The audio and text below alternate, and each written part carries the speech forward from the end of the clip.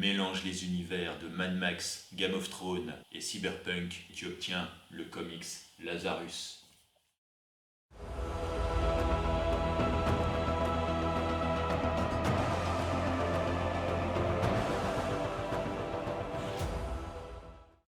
Salut à vous, aux initiés de la littérature, j'espère que vous allez bien et que vous lisez bien. Pour ceux qui ne me connaissent pas, je suis Alban Jude, auteur, chroniqueur et conteur. Aujourd'hui, on va parler donc du comics de chez Glénat, Lazarus, qui est un bon mélange de tout plein d'univers dont j'apprécie. Donc Lazarus a un côté Mad Max pour son côté post-apocalyptique, un gros cataclysme que l'on pense plutôt financier. On ne s'étendra pas trop sur ce sujet. Il suffit après tout de peu de choses pour que les sociétés retournent à un état de poussière. Non, donc on ne s'attardera pas là-dessus. Par contre, une chose est sûre, et là ça nous amène à un univers cyberpunk, c'est l'argent fait clairement le pouvoir. Là vous allez me dire, c'est déjà le cas. Ouais, bien sûr que c'est déjà le cas. Mais là en pire. Comment ça peut être pire? Eh bien voilà, il faut lire Lazarus pour voir comment ça peut être pire. Si le monde est détruit, ressemble donc vraiment à un post-apocalyptique, des cailloux, de la poussière, des routes cassées, il y a encore des grosses mégapoles, des énormes mégapoles. Et ces grosses mégapoles sont dirigées par des familles, des clans, des corporations. Donc le lore est simple, il y a plein de gens qui vivent dans le désert, ce sont des rebuts, des parias de la société, ils n'ont aucun avenir. Et il y a ceux qui ont été un peu plus choyés, qui ont un petit peu plus de chance, qui ont le droit de vivre dans les mégapoles, et après, plus ils sont hauts en statut, plus ils ont d'énormes privilèges. Les plus bénéficiaires, les clans eux-mêmes, les familles corporatives. On comprendra vite que les familles c'est quelque part entre une sorte de royauté et d'entreprise, entre corporation et il y a famille royale. C'est l'argent qui fait le pouvoir, non pas le côté divin, mais au final, ça revient à la même chose, puisqu'il n'y a plus le pouvoir héréditaire de Dieu, il y a le pouvoir héréditaire de l'argent. Et toutes ces familles, elles se font des clans, elles se font la guerre, elles se font des conflits, et ils ont tous leurs unités, leurs pouvoirs, leurs spécialités. Mais on va en suivre une en particulière, c'est la famille des Carlyle, qui occupe la Californie. Mais il faut savoir qu'entre la petite dizaine de familles qui sont disséminées dans le monde, tout le reste c'est du désert. Elles ont tout un super guerrier qu'ils appellent leur Lazare. Lazarus. Lazarus, et vous commencez à connecter. Et le Lazare, donc, c'est un guerrier génétiquement modifié, donc vraiment pour le combat, c'est quelque chose de super badass. Si le monde se paraît réaliste sur ces scènes de combat, le Lazare sera à la fois la parenthèse et en même temps le point phare de la bande dessinée.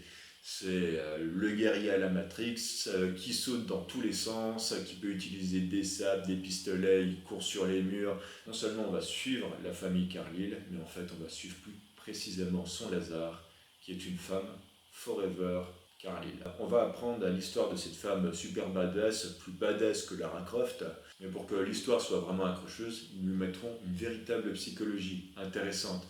On verra, grâce à des flashbacks, comment elle a été éduquée, comment son éducation de guerrière, à la fois pour qu'elle soit loyale et en même temps impitoyable. On la dresse comme un chien de combat, mais on ne peut pas juste s'amuser à taper sur une cage, parce qu'il faut qu'elle soit loyale. Et ça va être tout un cheminement et ça va faire une intrigue à elle toute seule, en plus des intrigues qu'il va y avoir entre les intrigues politiques, entre les familles, un peu à la Trône de Fer. On va donc suivre cette Lazare, on va suivre ses missions, on va suivre ses moments de vie de tous les jours, ses introspections, ses états d'âme, où elle a vraiment une grande empathie, mais une empathie qu'elle essaye de refouler parce que ça ne correspond pas à son statut.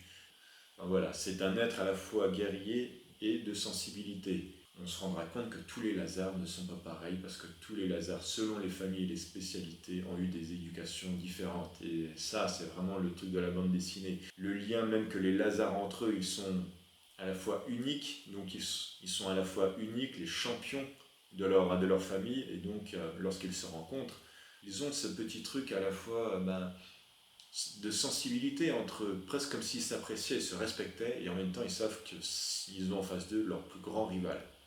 Il y a vraiment cet aspect psychologique et profond que j'ai beaucoup apprécié, que l'on retrouve parfois dans quelques fictions, pour ceux qui connaissent, par exemple Metal Gear Solid, ou encore Jason Bourne, le tueur à gages qui rencontre deux tueurs à gages Dans Metal Gear Solid Snake qui va se battre contre d'autres boss, mais au final ils sont tous des soldats, ils ont tous une histoire et ils ne font qu'obéir aux ordres. Et Lazare c'est pareil, c'est vraiment axé là-dessus la bande dessinée. Donc ils sont toujours entre la psychologie, entre le côté super guerrier et à la fois le côté état d'âme.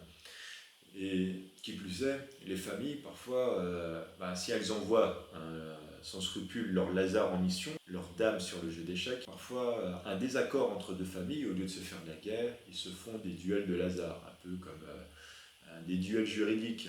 Et encore une fois, donc il y a cet aspect psychologique où les Lazars se respectent grâce à leur singularité, parce que comme s'il y avait quelque chose de métaphysique qui les rapprochait, et en même temps ils savent que ce sont des rivaux. Et chacun a des petites histoires les uns les autres. On va avoir une autre histoire en parallèle, en plus de voir donc différents points de vue de la famille Carlyle et bien sûr de Forever. On verra de temps en temps d'autres points de vue des autres familles qui rentrent en confrontation ou en alliance ou en trahison avec la famille. Mais il y a une autre histoire annexe qui sont celles des déchets. Une bande de gens qui vivent dans le désert. Ils ont des qualités, des avantages, ils vivent en groupe et en fait leur but c'est d'être acceptés par l'une des familles. Donc on va voir toute leur épopée, toute leur entreprise. Certains vont mourir avant d'arriver, d'autres vont survivre, ils vont avoir des alliances et même des trahisons entre eux. Ils vont continuer à avancer. Donc je vous dis, à un moment donné, ils vont être acceptés par une famille. Je vous le dis sans spoil. Pourquoi? Parce que déjà, vous ne savez pas qui le groupe sera accepté ou pas. Ça ajoute un truc, mais surtout le fait de voir ce groupe évoluer petit à petit permet de voir la plus basse échelle de la société, les vagabonds du désert, et ils vont essayer d'entrer dans une famille et d'escaler les échelons et qu'est-ce qu'ils sont prêts à faire, à sacrifier, ou quelles sont leurs vertus alors qu'ils viennent de nulle part pour pouvoir gagner en statut. Voilà, donc ça c'est l'histoire secondaire en parallèle que l'on suit en plus de celle de Forever.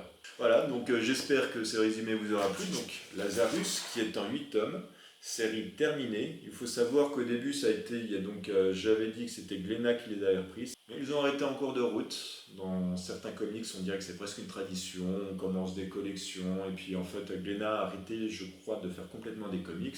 C'est une autre boîte qui a racheté. Je me souviens plus comme ça de nom, et du coup, ils ont pu finaliser le dernier tome, voilà, histoire de mettre une fin correcte. Et ils sont en train de le rééditer sous un autre format. Moi, j'ai ce format-là, voilà. Mais le 8e épisode, ils ont eu le respect de le faire sur le 8e format, que je vais bientôt acquérir très prochainement, je l'ai commandé. Il y a 8 tomes en tout et c'est terminé. On m'a juste prévenu, voilà, par contre, ça fait une fin un peu ouverte, mais c'est une finalité quand même. Voilà, c'est le libraire qui m'a prévenu.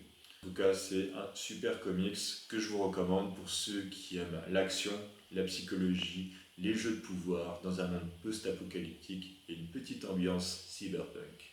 Si vous avez aimé cette vidéo, et peu importe que vous ayez aimé ou pas la présentation de ce livre, n'hésitez pas à mettre un petit commentaire, un petit pouce levé pour que je puisse en présenter d'autres. Allez, à la prochaine.